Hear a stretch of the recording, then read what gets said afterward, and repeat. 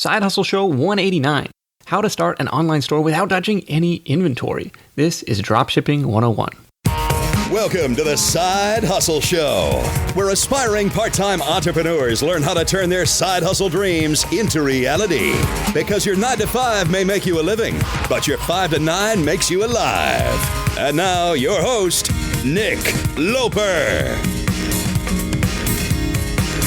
What's up? Nick Loper here. Welcome to the Side Hustle Show, where it's all about ideas, action, and results. Awesome show for you today, by request, all about dropshipping. So I want to thank Crystal and several other members of Side Hustle Nation who requested that topic. Quick vocabulary lesson to get out of the way. Dropshipping, as I understand it, gives you a way to sell a product before you even buy it. It's the buy low, sell high business model with an interesting twist. And that twist is that a supplier or a distributor is going to ship that product to your end customer without you ever having to touch it. All you got to do is figure out what to sell and how to sell it. To school me on how this all works, I invited Anton Kraly to the program, who's been selling online for almost 10 years. And in addition to his portfolio of e-commerce and dropshipping sites, he also runs dropshiplifestyle.com, where he helps other people get started in this business. And I will thank you over to Justin Cook at empireflippers.com for the intro to Anton. Stick around here. Anton's product and pricing selection criteria, what to look for in a supplier relationship, how to set those up, the shopping cart software he recommends, plus today's most effective marketing channels. Notes, links, and a free PDF highlight reel with all of Anton's top tips are at sidehustlenation.com/Anton. That's ANTON.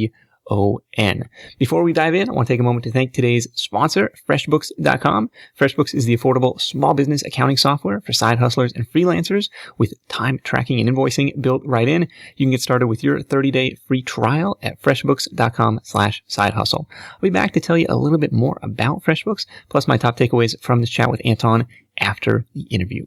Ready? Let's do it. If you went on Google and just searched how to dropship, or went on YouTube and watched some videos, you could probably find, 5 to 10 different ways of doing it. And I'm sure some of them work. In my opinion, there's only one real way to do it. So that's what we'll talk about, the way that I've been doing it since I started, really. I actually started by importing and transitioned into dropshipping.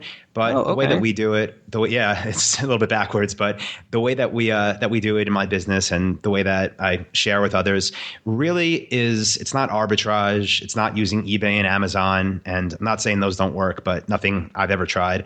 We basically just consider ourselves online retailers, right? So just like you go to a shopping mall or a strip mall, there's a bunch of stores. There's, let's say, a 7-Eleven, and they have a bunch of products on their shelves, but those products aren't 7-Eleven brand products. They sell for other companies, right? So that's what we do as online retailers. We build online stores. We sell other people's products. But the only difference between us and an offline retailer is, our storefront is virtual. So our overhead's a lot less. But to answer your question, the first step in the way that we build new stores would be finding that product type or that niche to sell in. How do I do that? I mean, there's like a million different products under the sun. How do you kind of narrow down what might be a profitable product to set up a storefront around? What I've realized, pretty early on, basically when I first started, I had mentioned this to you before we really started recording, but the first product I ever sold online in my e-commerce store was cookies. So I was selling actually bakery products online. My average order value was, it was probably like between $10 and $15. It was super low, but I was selling a lot, so I was making some money, but at the same time, it was a lot of work. So what I realized early on is do not... Now, were you like baking these out of your own kitchen? No. So it's a little bit like, it was a little bit backwards. When I first got out of college, it was 2006. I bought a delivery route, and it was for a bakery that was in New York, where I grew up. So basically, I bought the rights to Nassau County on Long Island, which is where I grew up, if anyone's familiar with it. And basically, I bought the rights to sell these products from this famous bakery in Brooklyn in Nassau County. They already had a bunch of established stops. And my job that I bought myself was basically to drive to this bakery, to pick up these products, then to go to my accounts, which were like specialty grocery stores, and basically, resell the products as a wholesaler. So that's where I had my in with the bakery products. Okay, and interesting. I was doing this offline business. I really didn't like it at all. And really only after, I would say, a month or so of doing that is when I started to learn more about e-commerce. And that's when I was like, you know what? I have these products literally in a truck that I bought to go along with this route. Maybe I should try to sell them online. So that's how I found my first product. But the lesson I learned there is, yes, it's possible to sell things online. I was selling them, people were buying them, it was profitable. But the other lesson I learned is, why don't I try to sell something that's much more expensive? So when I get an order, instead of making, $4, I'm making hundreds of dollars. Yeah. So where I would say to start for anyone that's considering getting involved in e-commerce is go towards the higher end of the pricing spectrum, because literally it's the same amount of work as selling cookies, as selling stand-up desk. And if you sell a stand-up desk, you might make a few $100s profit. And if you sell cookies, you might make a few dollars profit. So that's one place I would start to look. As far as like getting ideas of what expensive products are, as a general rule of thumb, we try to look at $200 or more. Our average sale prices are closer to the $1,000 range, but just to get ideas of what there is to sell. I mean, just, you can look around your house. You can literally like ask your friends what they've bought online in the past, where they've spent the most money. And a lot of these items, they're not things that, you're selling tons of. Like when I sold cookies online, we were selling dozens and dozens of these boxes a day. With these more expensive items, maybe you're selling 2 or 3 a day, but you're making more money and it's a lot less customer service and a lot less orders to fulfill. So I definitely, that's my tip. When you're starting to research products, go towards those more expensive price points, especially if you're doing this as a part-time thing, right? Like a side hustle. Yeah. Because if you're trying to build a business in your spare time off selling, $20 items, it's going to be a lot of work to fulfill those orders, to deal with those customers, to answer all those questions. Meanwhile, if you're selling really expensive items in your spare time, maybe you get 1 sale a day. Even if you got 2 sales a week that made you an extra, few $100 each, it adds up. So that's where I would start. Is there such thing as too expensive to buy online? I imagine over a certain price point, people are like, I want to get on the phone, or I want to see this in person or something. I mean, we have some that are over $4,000. Like, it's not niches, but we have some products within niches that are over $4,000. They don't sell often. When they do sell, the customer is definitely calling in first, usually asking a bunch of questions. So really, when I'm looking at it, I like between like $1,000 and $2,000 because I think that's like the area, like up to $2,000. There's a lot of people that can spend that much money and I don't want to say not think about it, but not think about it too much. Once you start getting into the really high end, kind of like luxury goods, that's a different type of customer and it's a different type of sale. So I like the $1,000 to $2,000. Okay. Are you primarily focused on B2C stuff, or are you getting into like the B2B business? We have some, some businesses do buy from us, but it's not our focus. It's mostly B2C. It's funny you mentioned the stand-up desk thing. Like I actually wrote a book on treadmill desks because really? Have one and I love it and I use it like every day. But never built out like the back end website. I'm like, oh crap, now maybe I should set up some dropship relationship. Maybe we'll use that as like as an example. Like if I wanted to go down and set up the like treadmill desk, virtual online store, my next step is trying to find like a supplier of these things. Yeah, I mean, ideally more than one. So like, and that's another thing. So again, I was saying earlier, if someone on their own was thinking about dropshipping, they Google how to dropship or dropship suppliers or something. What you're going to find is, I mean, if you look at the paid results and most of the top organic, there are these supplier directories. So there's a bunch of them out there. I won't name them. They're really easy to find. But there's basically these companies that will charge you a monthly fee. And it could be anywhere between like $20 or maybe even a couple $100. And they basically say like, listen, we have access to hundreds of thousands of products. You pay us every month. We'll ship them for you. We'll drop ship them for you. And they give you these like sample profit margins. They show you on their websites and it'll say like ridiculous things. Like it'll show, I don't know, I'm just sitting at my desk. So I'm looking at my keyboard. It'll show a keyboard and they'll be like, you could sell this keyboard for $100 and it only costs $20 from us. So people see things like this and they're like, oh, awesome. I'm going to sign up with this company. I'm going to be a drop shipper. But then the problem is like that same keyboard, you search for it on eBay or Amazon, it might be selling for like $15. So that's where most people go wrong. Yeah. Like if you ever find suppliers for drop shipping, if you find them by searching for dropship suppliers, you're probably going to get ripped off because you're going to find middlemen. You're going to find these companies that make money off subscription fees. So really Interesting. So this is companies like Doba or something exactly, like that? Yeah. There's a bunch of them. There's probably like, I don't know, 5 or more main players in the space that they're middlemen that make their money off subscriptions. And we have a lot of people that kind of ask us questions, before they sign up for our course, like, should I use these? And I mean, my answer is always no. I've signed up for a bunch of them just just to see what they have to offer. And it's just, you can't make money. And this is why I say you should have more than one supplier. The way that you can make money, again, you're a retailer here, right? So let's say even with like Apple, we would never sell for a brand that big, but let's say like with an iPhone, I don't know what iPhones cost to the retailers, but let's just say like you had an Office Depot that sold iPhones and a Best Buy, and they had to pay Apple $200 for that phone. And let's say Best Buy was selling them for $600, right? And then if Office Depot was thinking like, oh, I'm just going to sell that for $400, I don't care, I'll make $200 every sale. They couldn't do that because Apple enforces pricing controls. They have what's called a MAP policy, which stands for minimum advertised price. And the good news is there's tons of online brands that also enforce these pricing controls. So as a drop shipper, you're really an internet retailer, but as an internet retailer who works in the dropship business model, you're trying to find these, I would say, mid-sized brands, nothing huge, but you're trying to find these mid-sized brands that enforce pricing controls. So that's how you can actually, make money with this business model. And that's why it's okay. So people aren't going to undercut you. Yeah, exactly, because they can't. And the thing is, there's three prices that you'll basically get from suppliers when they approve you. And I use the word supplier and brands interchangeably because most of our stores sell for about 20 different brands.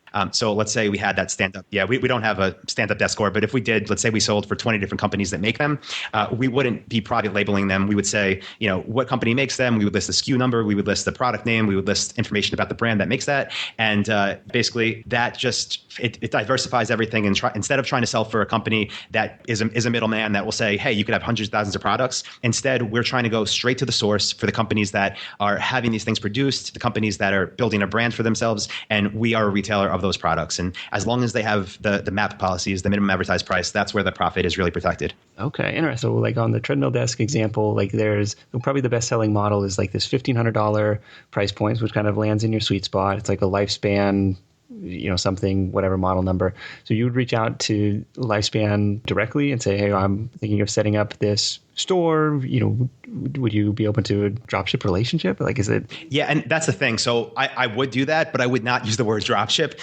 Okay. Yeah, because it's funny. I know, like my course is called Dropship Lifestyle, and but you don't use that word with suppliers because again, it does have a bad kind of like connotation to it. And it's because a lot of people that are just starting out will do that. They would call the company, right? Like you just mentioned, and say, hey, do you guys drop ship? I want to sell your products. And if someone just calls like that and the company knows that you don't really know what you're just starting, right? You want to sell the products. They're going to say no because they are trying to build a brand and they're looking for online retailers and offline retailers, but they're looking for retailers that will really help them get more sales and that will also protect their brand, because the reason they want companies to sell for them is because they've decided not to be, for the most part, like their goal isn't to be direct to consumer brands. They're looking to build these companies and then have other people bring them sales. So what they really want in a retailer is someone that they can trust, that will support their customers, and someone that really knows how to drive more sales. So the conversation would basically go like, I would call them and I would say, hi, my name is Anton from whatever it is, Anton's treadmilldesksite.com. And we were looking at your product line. I see you have some great products. I've read some great reviews in your company. It would be really a good fit onto our website. And, again, I would give them the URL. I'd say, if you want to go check it out, you could have a look.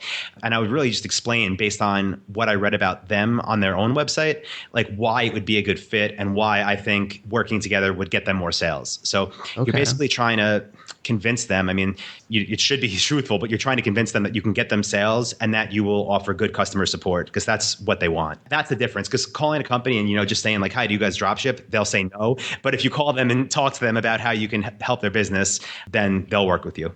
But it sounds kind of like a chicken and the egg thing. Like I got to build out this storefront without any products first. So how do you get around that? Yeah. So, I mean, we literally do that. We build, so let's say that's the site I wanted to build.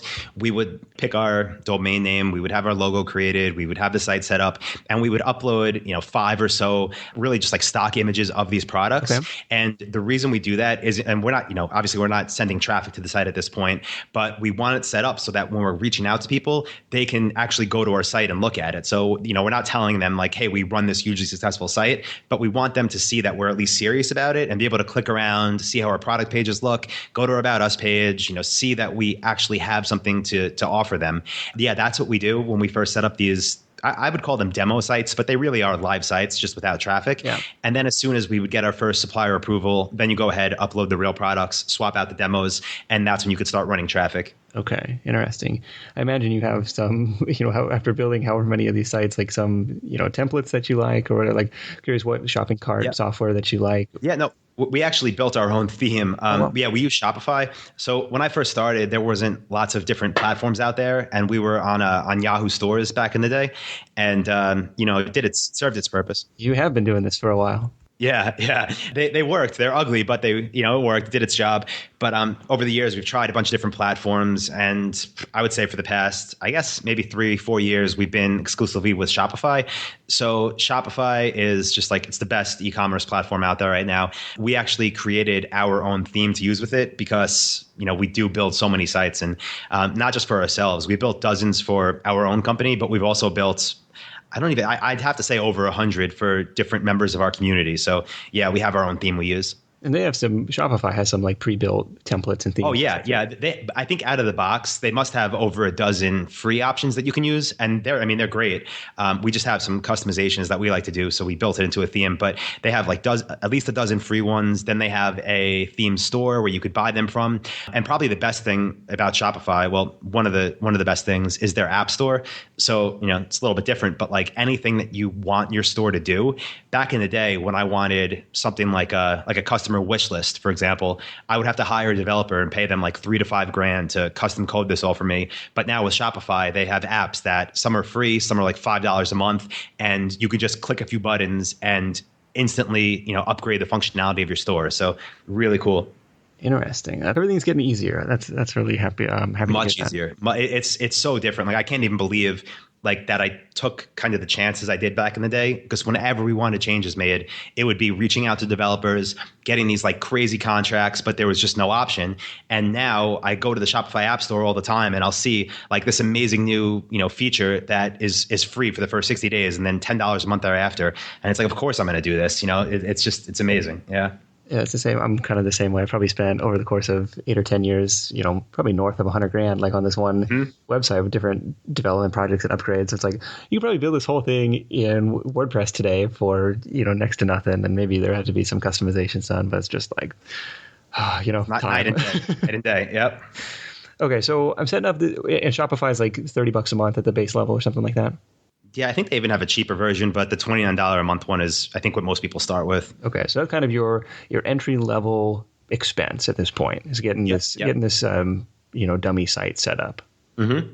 So I go back to the supplier. I say, hey, I think you'd be a good fit for the store for these reasons.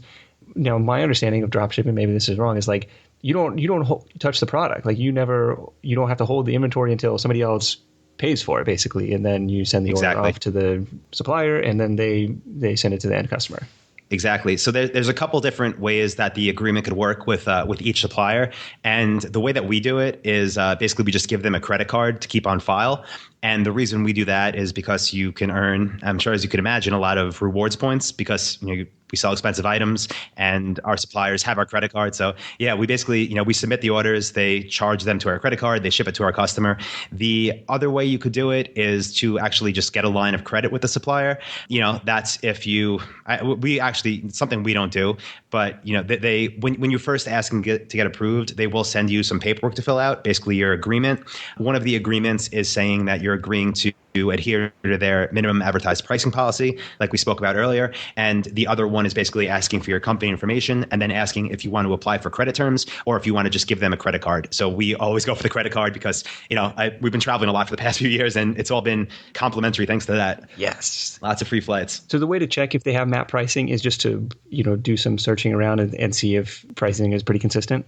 Yeah, the best way to do it, because even some companies say they enforce it, but you could easily check if they do or they don't by really just finding a few of their products and then go on Google Shopping, search for them and see what the other retailers are selling them for. Okay, so now I've got my one supplier and I've got this site set up and I'm ready to go. Now, I gotta find a customer. It's I guess one of the questions I have is why is somebody going to go if this product is the same price on Amazon as it is on Anton's treadmilldesk.emporium.com. Why is anybody going to do business with, a random site versus Amazon? So I agree. And for most things, like with Amazon, for most items like under $100, I do buy them on Amazon and buy a lot of stuff there. But one of the things that we do is build niche specific stores. So the people that are shopping with us are usually looking for, actually, by the time they find us, they're usually looking for the exact product and they're kind of shopping around. But we're able to give customers like a very unique experience because when they come to our sites, it's not like Amazon, which is, literally every product in the world. But let's say someone's like, let's use like the camping example, right? Someone's searching for a tent. If they come to our site, we could have, more photos, more information, a better description. We could have different options that we're doing where maybe we include a sleeping bag for one of our other suppliers as a bonus. We can really like customize the entire shopping experience to that person that's passionate about it, that's looking for it. And there's lots of optimization things we do, but a big one is by tailoring the entire sales message to that customer. Obviously, we're not competing just on price. We're not like undercutting Amazon if they sell it because they'd be sticking to MAP also. Mm-hmm. But we're usually doing things like bonuses where if they buy it, we'll throw in something else, and that makes a big difference as well. Especially when there are these very niche markets where the person shopping, they know what they want, they're passionate about it, and again, by the time they find us, they know what product they want. So we just try to make an easy choice to choose us by stressing things like customer service, like why they should buy from us, and giving them something extra that's going to make it an easy decision. You remember Wayfarer.com? Mm-hmm. Who back in the day, they had like 200 different, super, super niche store. It was like, yep. Cast iron bedroom lamps.com, like really, really niche stores.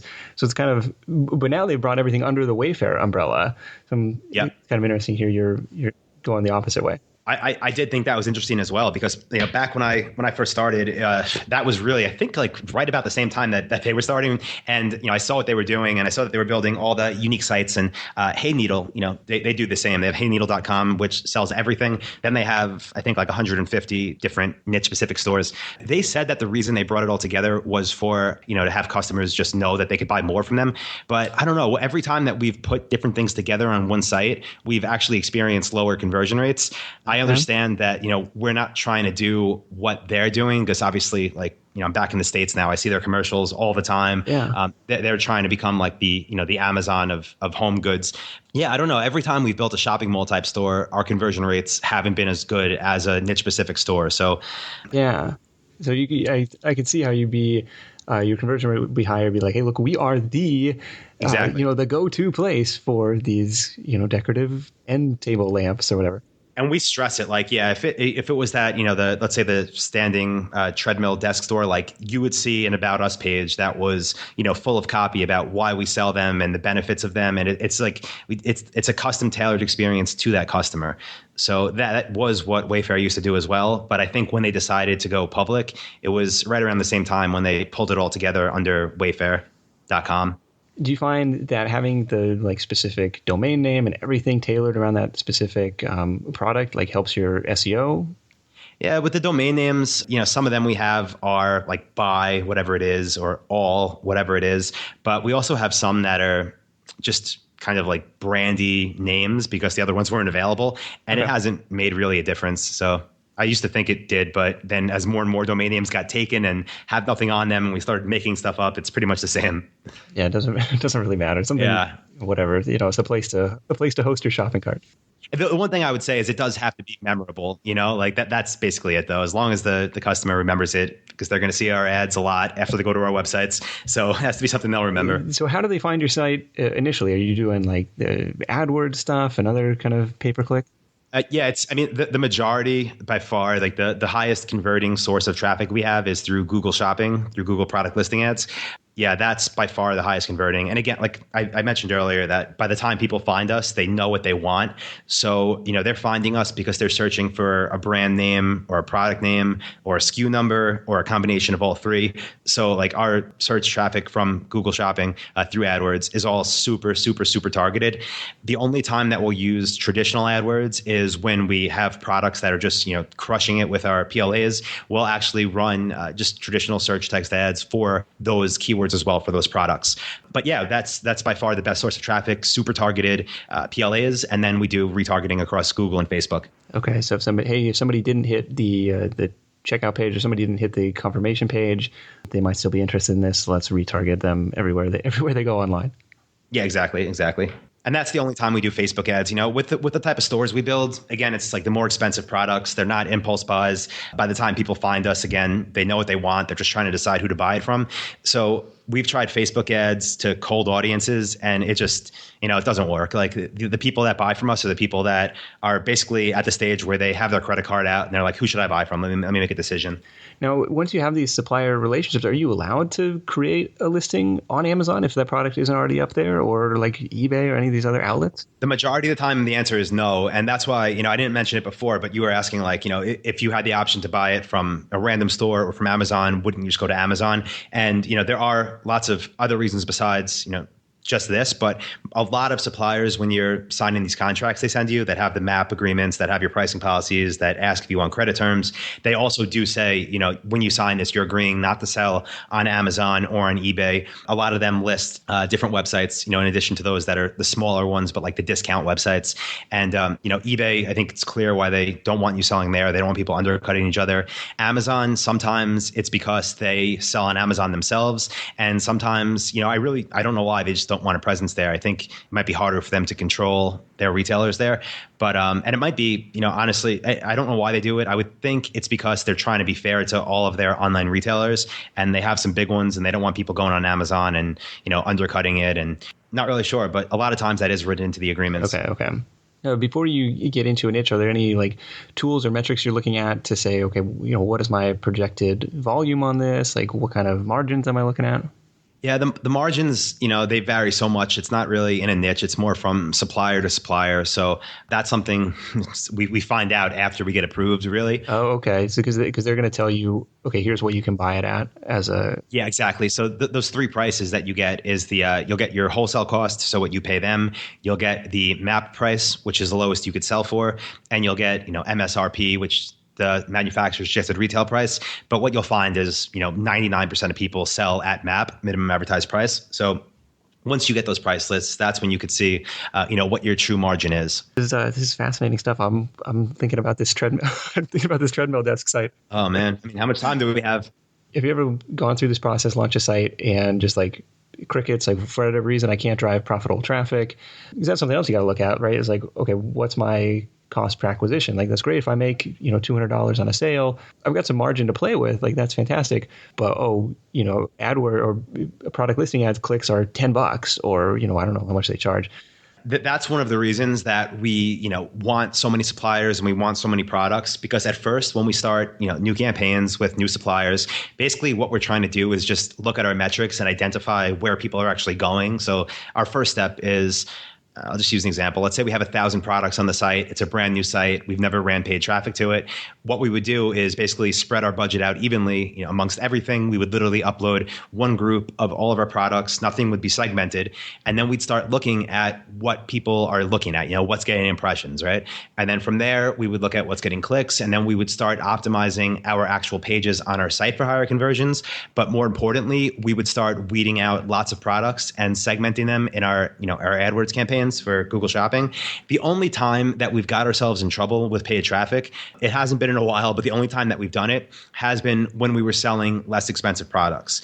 If you're selling items, in that $1,000 range, if you're netting, $250, $300 a sale, you can afford at first to kind of spread your money at first, spread it out like that, and then find your winners. But the only way that a store would be a complete loser, in my opinion, that would be a complete loser, that completely bomb. It would either be from having products that weren't priced high enough or not having enough products on your site. If you found, one supplier that had 5 products and you thought that's it, I'm gonna absolutely kill it on the store, unless you got really lucky, you probably wouldn't. The more diverse it is, the better. Okay. Do you have a minimum you want to look for before you say, okay, I'm going to set up the shop?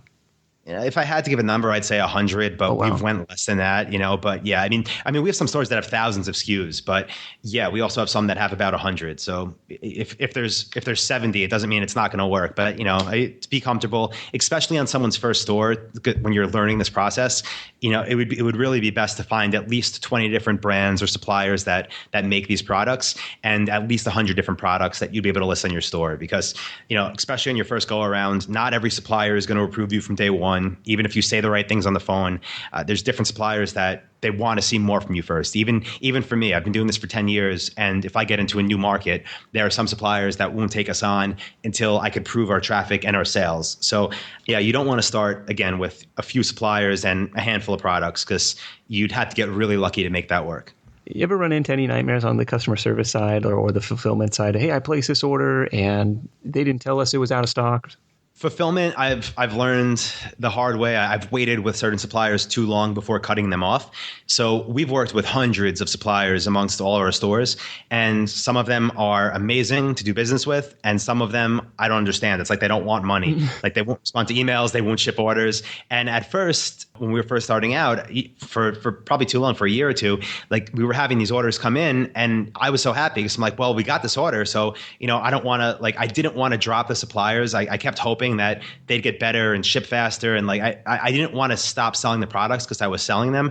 But what I've learned is, if suppliers are unresponsive, and that's when the nightmares start, when the customers get mad, as they have every right to, and your suppliers still aren't responsive to you, that's the time to just, drop that product line from your site and move on, no matter how many sales they bring. It's not worth it for what happens to your customers and ultimately your reputation. So that's a big issue for some suppliers. But again, the resolve to that is stop working with them.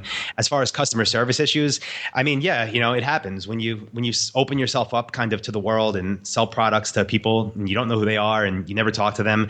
You deal with some interesting people. So we've had some issues over the years. Everything's been resolved amicably, I'd say. We've never had any huge issues, but yeah, we've had some weird conversations over the years. I'll say that. Yeah, I can imagine. Fair enough. With as many sites as you run, as many products as you sell, and there's bound to be some good stories in there.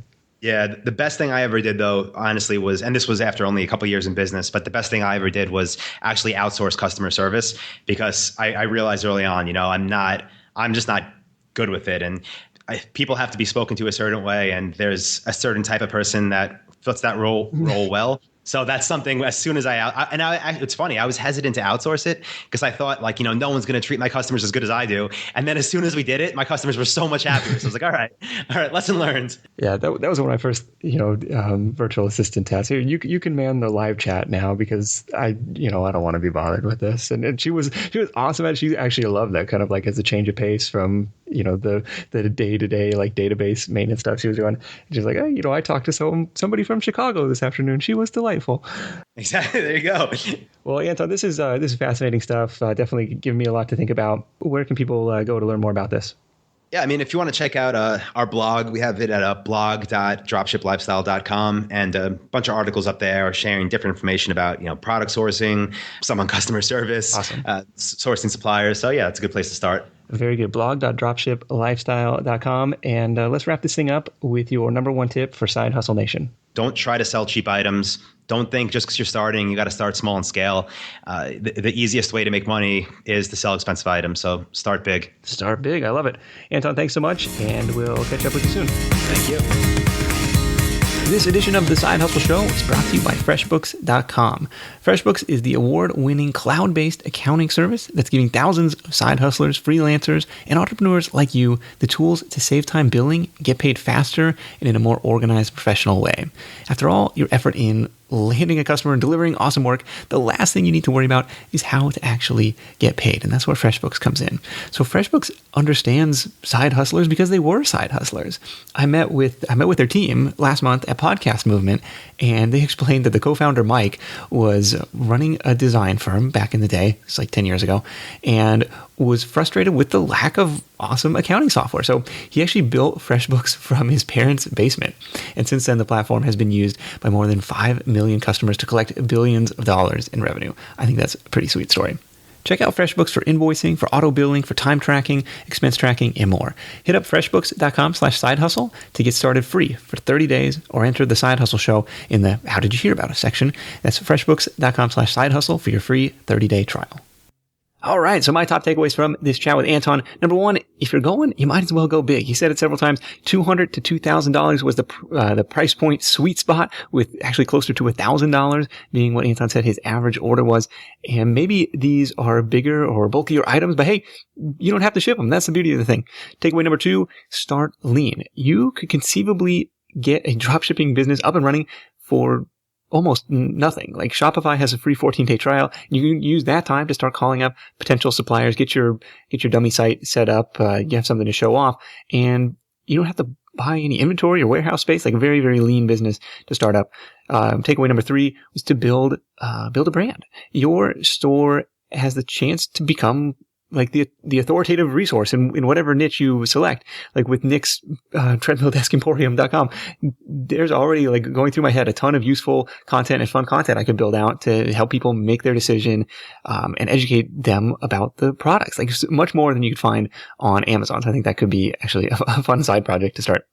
But dropshipping can be used to build side hustles or build big businesses. I'm thinking back, like one of my largest partners for the shoe business that I was running was primarily a dropship retailer. That meant they were able to add hundreds of brands and thousands of products to their selection and pay, to me, a very attractive commission because they weren't inventorying or warehousing the product. It was all really a lean setup.